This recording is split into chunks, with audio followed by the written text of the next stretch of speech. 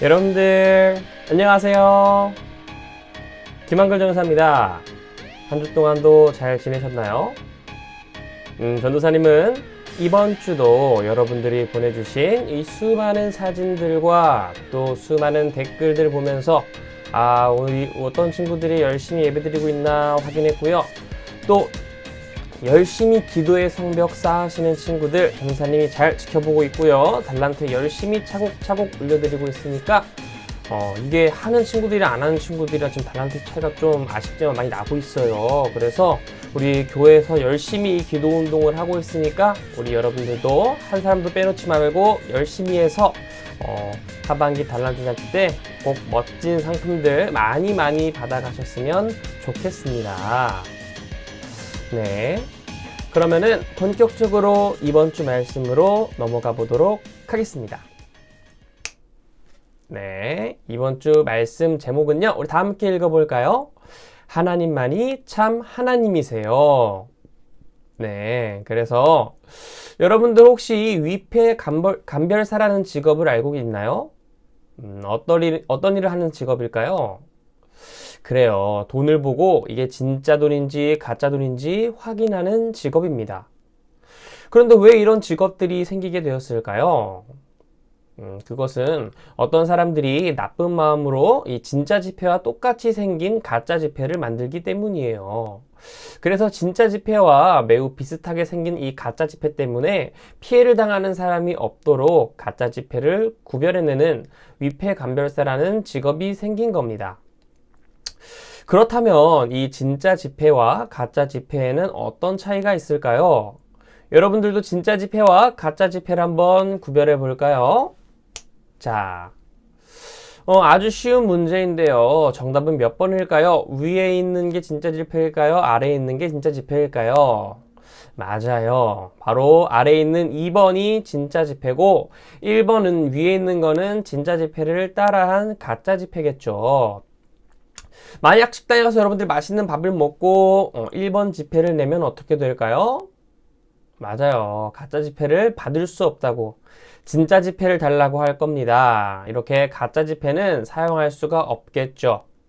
왜 가짜 지폐는 사용할 수 없을까요? 그래요. 그것은 진짜 돈이 아니기 때문에 돈의 가치가 없기 때문입니다. 진짜 지폐는 돈으로서 가치를 가지고 있어서 우리가 원하는 것을 살 수 있지만 가짜 지폐는 그냥 종이밖에 되지 않아요. 이외에도 세상에는 진짜를 흉내내어 만든 가짜들이 많이 있어요. 하지만 아무리 훌륭한 가짜라고 해도 이 진짜의 능력을 똑같이 가질 수는 없을 겁니다. 그런데 오늘 말씀에 보면 세상의 가짜들과 다르게 참되시고 유일한 분이 계십니다. 그분이 바로 누구일까요? 네, 그 답이 오늘 하나님의 말씀에 있습니다. 오늘 출애굽기 7장에서 하나님은 우리에게 이렇게 말씀하시는데요. 함께 읽어볼까요? 유일하신 하나님만 믿어요. 이것이 오늘의 말씀 포인트입니다. 하나님은 애굽에서 노예로 살아가는 이스라엘 백성을 구원할 계획을 갖고 계셨어요. 그래서 이스라엘 백성을 이끌 지도자로 모세를 준비시키셨죠. 모세는 하나님의 말씀을 따라서 형 아론과 함께 애굽 왕 바로 앞에 섰습니다. 그리고 당당하게 말했습니다. 하나님이 내 백성을 보내라고 하셨습니다. 이제 우리가 저 먼 길을 가서 하나님을 예배하게 해주십시오. 그런데 바로는 뭐라고 대답했을까요? 바로가 이렇게 말했습니다. 안 돼! 하나님이 누구인데 내가 그 말을 들어야 하느냐? 난 내 노예들을 보내지 않을 것이다. 모세는 하나님의 백성인 이스라엘 자손을 보내지 않으면 하나님이 애굽에 무서운 벌을 내리실 것이라고 바로에게 알려주었죠. 하지만 바로가 들었을까요?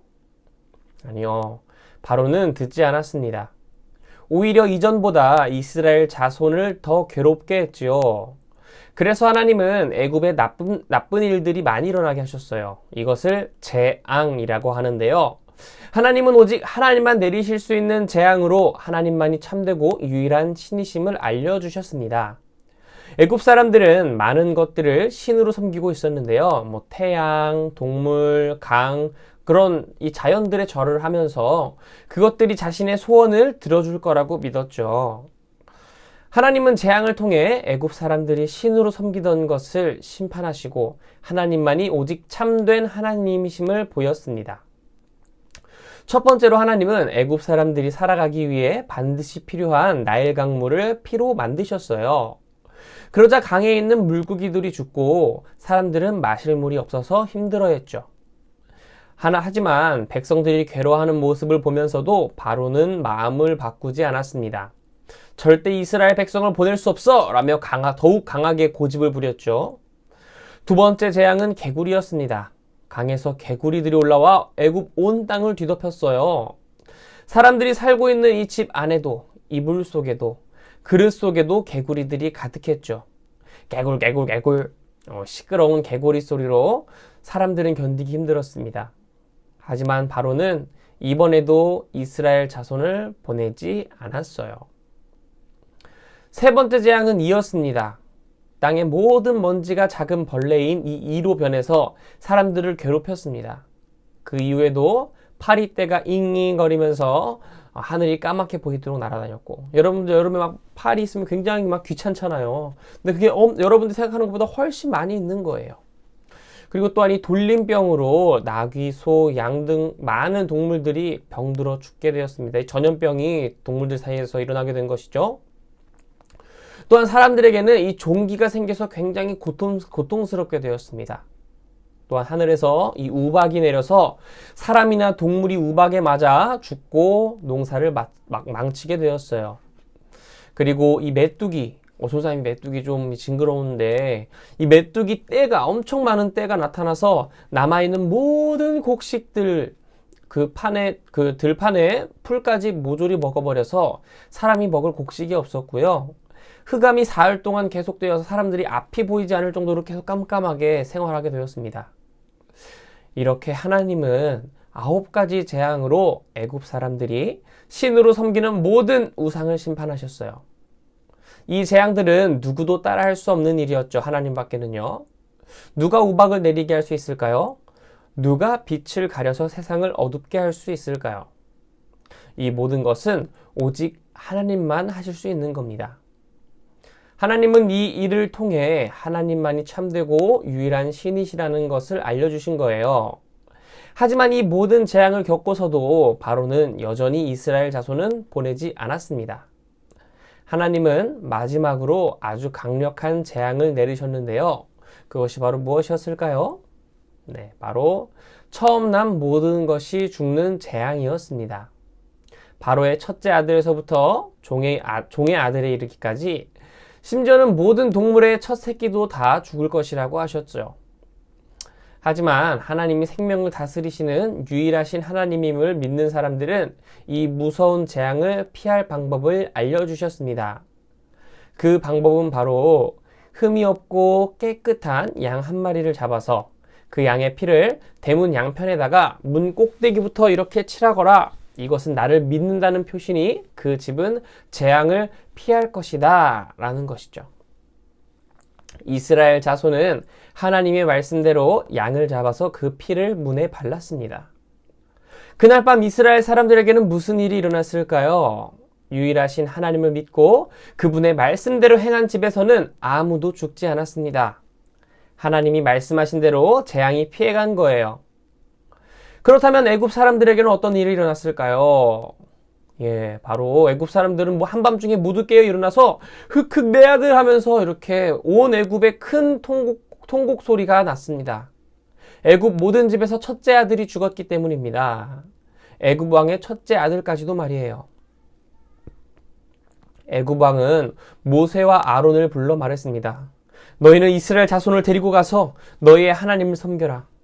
아들을 잃은 바로는 절망하며 이스라엘 자손을 내보냈습니다. 이렇게 열 재앙이 끝나고 난 뒤에야 이스라엘 자손은 애굽에서 나올 수 있었습니다. 하나님은 10가지 재앙을 통해 애굽에 있는 모든 신들을 심판하셨어요. 그리고 오직 하나님만이 유일한 신임을 알려주셨어요. 이렇게 흑암을 만들기도 하시고 개구리들을 때로 몰려오게도 하시며 생명까지도 다스리시는 하나님만이 유일하고 참된 하나님이십니다. 이것을 믿는 우리는 이제 어떻게 살아가야 할까요? 하나님만을 가장 소중히 여기며 섬겨야 합니다. 여러분이 하나님보다 혹시 더욱 아끼고 소중히 여기는 것이 있나요? 우리는 살아가면서 많은 유혹을 받습니다.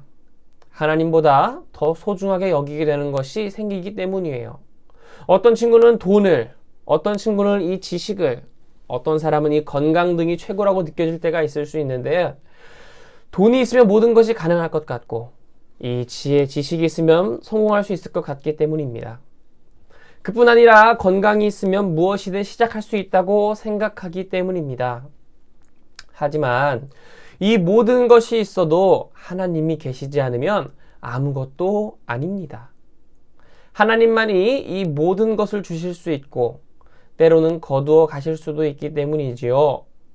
그래서 우리는 하나님만이 참되고 유일한 하나님이시라는 것을 기억해야 합니다. 우리는 유일하신 하나님을 믿는 사람들이에요. 평생 하나님만을 가장 소중히 여기며 섬기는 우리가 되었으면 좋겠습니다. 네, 오늘의 말씀은 여기까지고요. 전사님이 기도하고 마치도록 하겠습니다. 전사님과 함께 기도할까요? 살아계신 하나님, 하나님은 애굽의 노예로 고통받고 있는 이스라엘 백성들을 구원하시는 오직 유일하신 한 분 하나님이셨습니다. 그 한 분 하나님께서 능력으로 이스라엘 백성을 구원하셨듯이 하나님 오늘 힘들어하고 있는 우리 친구들과 이 한국교회와 이 전 세계의 이 모든 사람들을 하나님 지켜주시고 보호하시고 하루빨리 이 어려움으로부터 극복될 수 있도록 하나님 함께 하시고 도와주세요. 감사드리며 이 모든 것 살아계신 예수님의 이름으로 기도드렸습니다. 아멘. 네, 오늘의 말씀은 여기까지고요. 바로 이어서 오늘의 말씀으로 넘어가야 하겠죠.